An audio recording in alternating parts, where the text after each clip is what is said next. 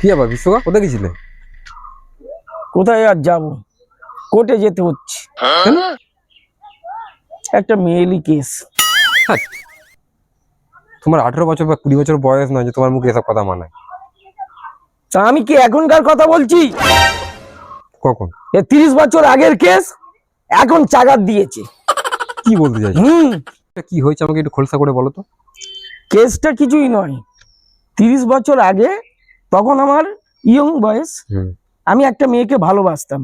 ठीक है তা মেয়েটাকে নিয়ে পার্কে গিয়েছিলাম। ठीक है পার্কে ওর বাবা দেখে ফেলে। আচ্ছা, সেই 30 বছর আগে কেস করেছিল।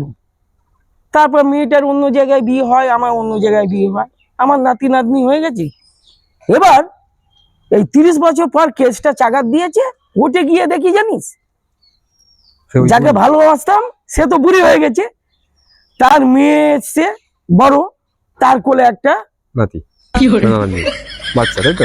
হ্যাঁ, বুঝতে পেরেছি আমি। এবার কি লজ্জার ব্যাপার, ওই মেয়েটা বলছে, ও মামা, ওইটা আমার হবু বাবা হতো।